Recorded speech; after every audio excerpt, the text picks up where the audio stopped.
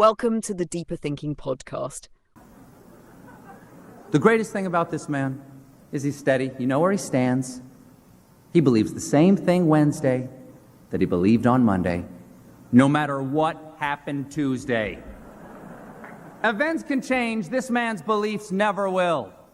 Stephen Colbert's 2006 White House Correspondents Dinner speech wasn't just satire. It was a confrontation.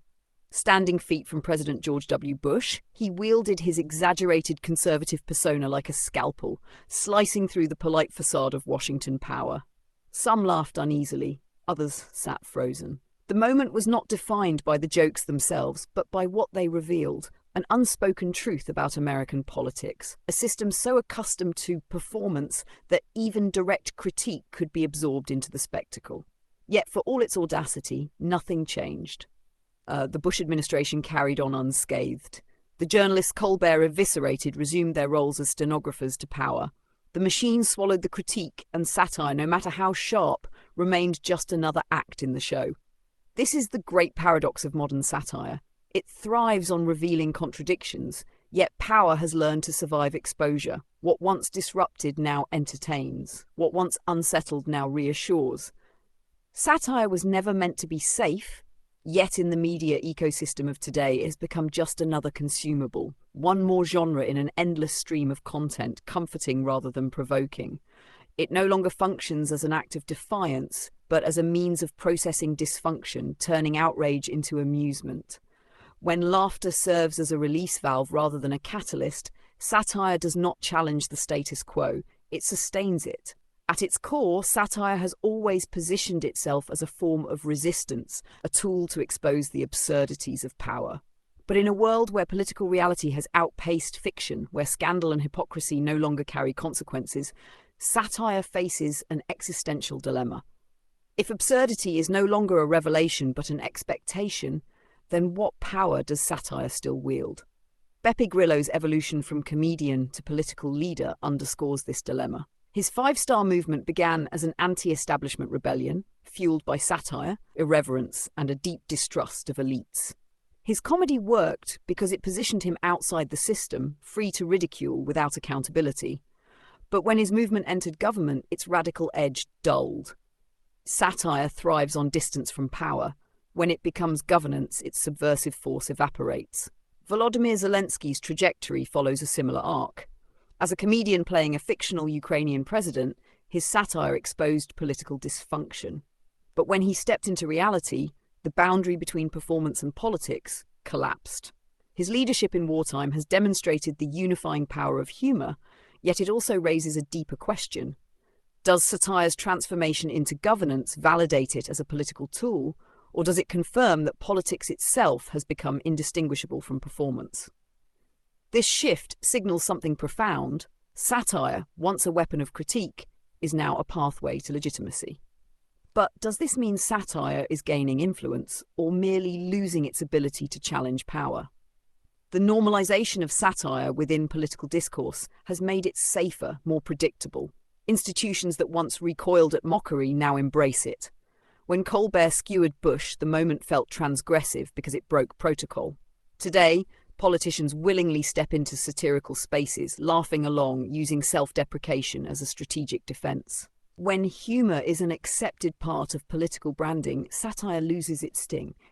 Boris Johnson mastered this dynamic. His bumbling persona, his self-aware buffoonery, all serve as preemptive satire, insulating him from ridicule by performing it himself. If a politician is already a caricature, what remains for satire to expose? Jean Baudrillard's concept of hyper-reality explains why satire struggles in this environment. When politics becomes indistinguishable from its representation, satire ceases to disrupt. It simply feeds the spectacle.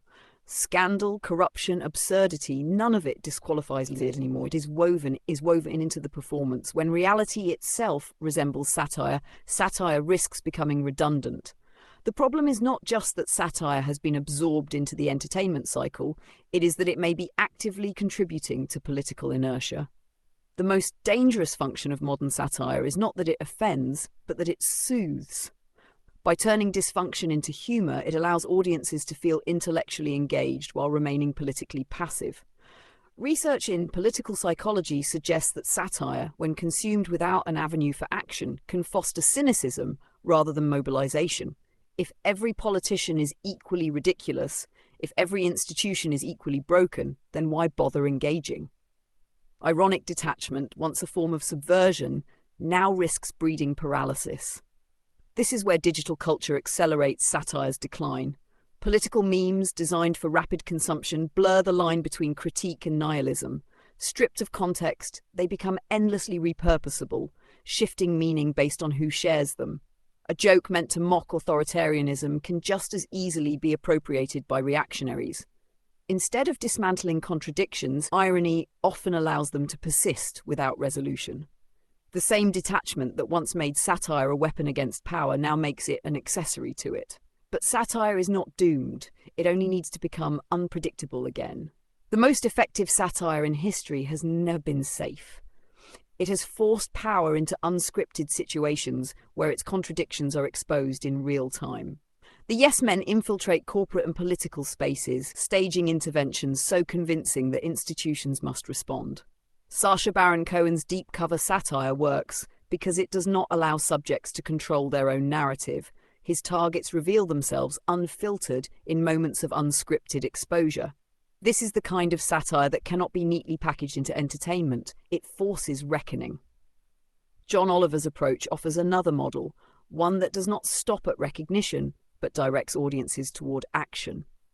His success lies in what most satire lacks, a path beyond the punchline. Satire that remains purely observational is easily neutralized. Satire that pushes toward real-world intervention retains its power. The future of satire may require abandoning traditional formats altogether. The sharpest political humor today does not come from late-night monologues or viral clips. It emerges from immersive experiences, live disruptions, and performative interventions that force audiences into engagement.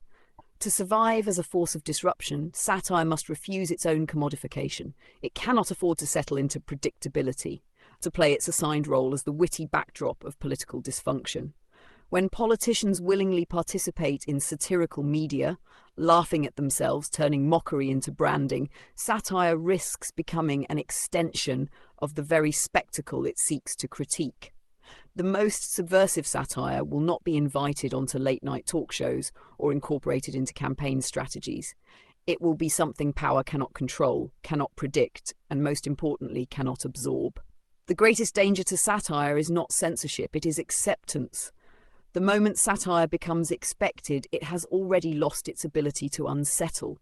To remain relevant, it must abandon comfort, reject routine, and seek out spaces where it can still create disruption. The satire that matters now will not be the satire that entertains, it will be the satire that forces a reckoning. Throughout history, humour has been a weapon of the powerless, a means of subverting authority when direct resistance was impossible. From the suffragettes' parodic newspapers to the absurdist interventions of daddists, from the underground comedy of Soviet dissidents to the surrealist political disruptions of climate activists, satire has been most effective when it refused containment. It has not merely mocked power, it has forced power to reveal itself. This is the challenge. If power has learned to laugh along, then satire must find ways to make laughter unsustainable. It must refuse to be just another voice in the cycle of outrage, another spectacle in an infinite feed of content. The most dangerous satire will not merely make people laugh, it will make them uncomfortable with their own laughter. It will turn passive recognition into active dissonance, forcing audiences not just to see absurdity, but to reckon with it. Because if satire settles into the rhythms of political entertainment, if it becomes another well-crafted monologue in the endless performance of dysfunction, then laughter, once a weapon, becomes nothing more than applause. And applause is the sound of an audience that has accepted the show, no matter how broken it may be. Thank you for listening to this episode of the Deeper Thinking podcast, an audio essay read by me, Holly, your digital narrator. To learn more about the subjects covered today, check out the links in the show notes. Until next time.